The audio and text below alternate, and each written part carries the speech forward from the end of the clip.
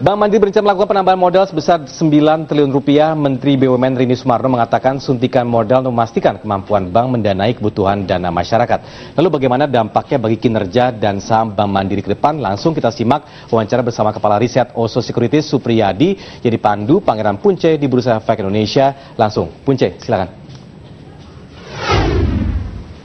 Ya, terima kasih Tommy. Langsung saja kita berbincang dengan Mas Supriyadi. Oke Mas Supriyadi, bagaimana Anda melihat aksi korporasi dari rencana right issue Bank Mandiri yang bahkan tidak tanggung-tanggung nih Mas, 9 triliun rupiah nanti mempengaruhi kinerja untuk perseroannya dulu sendiri seperti apa? Ya, pertama kalau melihat daripada target ya dana yang akan dicapai oleh Bank Mandiri nanti pasca right issue memang cukup besar, 9 triliun automatically ini juga akan merubah daripada mereka punya posisi rasio permodalan mereka. Ya, pada saat ini kita tahu bersama Mas Punce bahwa rasio permodalan mereka atau CAR itu sudah 16,41. Berarti kalau saat asumsi 9 triliun berarti akan terjadi kenaikan kira-kira 2,2 hingga 18,3 seperti itu.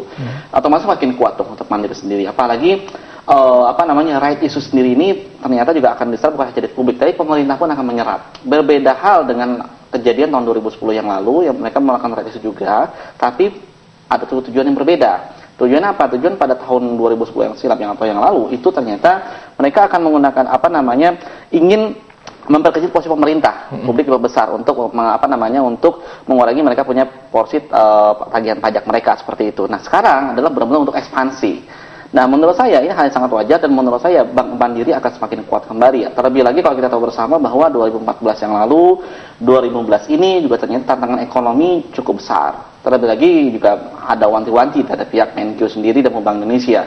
Ada khawatirkan ada capital flight atau capital outflow. Otomatis kalau misalnya perbankan tidak dikuatkan permodalannya, otomatis ini akan mengganggu nanti kinerja. Apalagi kalau seandainya memang goyah atau CAR-nya turun signifikan, misalnya seperti itu ya. Kalau seandainya itu terjadi, yang dikhawatirkan adalah nanti akan terjadi kepanikan dari nasabah. Itu yang dijaga. Makanya Bank Indonesia, pemerintah concern dengan dana 42 triliun itu 20%-nya untuk Mandiri seperti itu. Oke, apakah ini waktu yang tepat juga untuk Bank Mandiri melakukan right issue? Menurut saya kalau waktu yang tepat kan gini.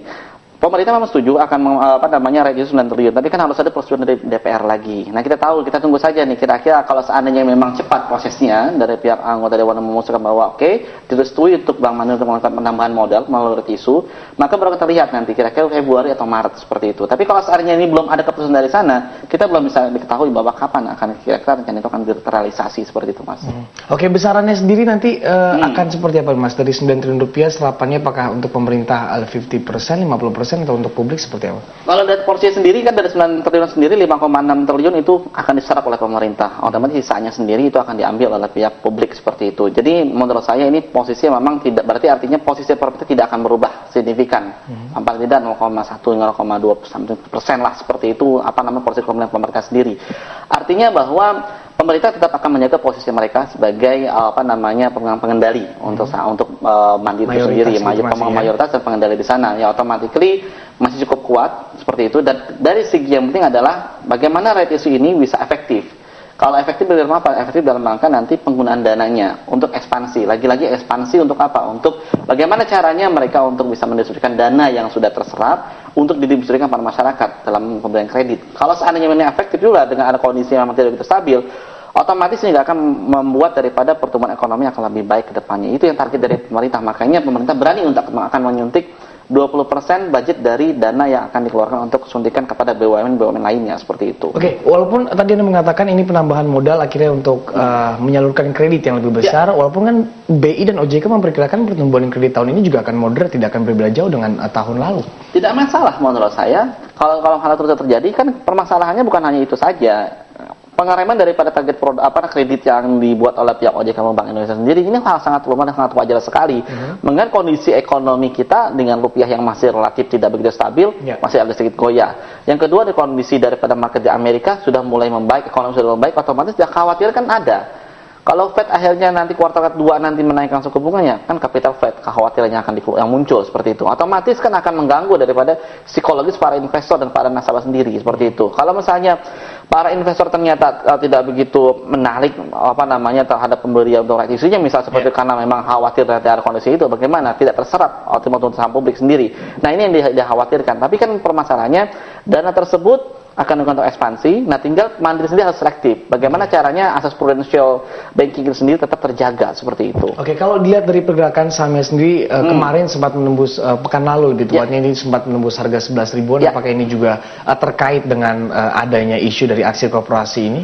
Kalau permasalahan itu menurut tidak ya. Memang based on technical Mandiri pada pekan kemarin memang berpeluang untuk tembus level 11.000. Tapi kan ternyata pada posisi kemarin kan di bawah level 11.000 kembali seperti itu. Dan kita lihat dengan porsi penurunan tersebut, kita lihat saja porsi pelaku pasar sendiri terhadap pembeliannya apakah besar atau kecil. Tapi ternyata kalau saya lihat selama sebulan terakhir ini asing kepada Bank Mandiri cenderung melakukan net sell.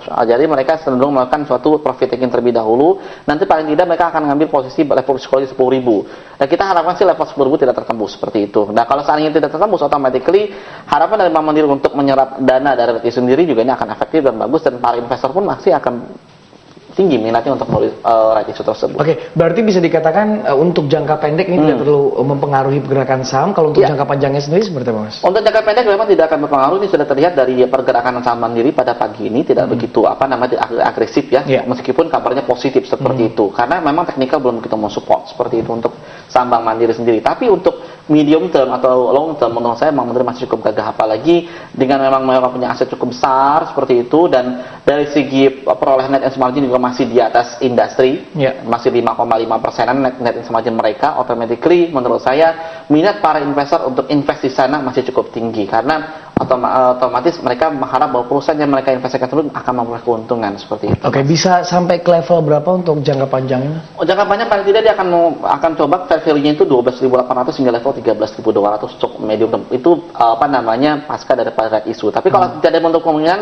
level 14 akan ditembus. Kalau seandainya memang efektivitas dana yang terserap itu berjalan dengan baik. Oke, singkat saja untuk penyerapan REIT isunya apakah akan sangat baik? Menurut saya masih akan oke, karena paling tidak Mandiri juga sudah melihat dari pasar lokal, asing itu suatu perbankan yang cukup kuat, dari segi manage keuangan juga cukup baik, otomatis tidak ada kata tidak untuk berinvestasi di sana. Oke, baik. Terima kasih Mas Supriyadi sudah bergabung di Lantai Bursa Siang.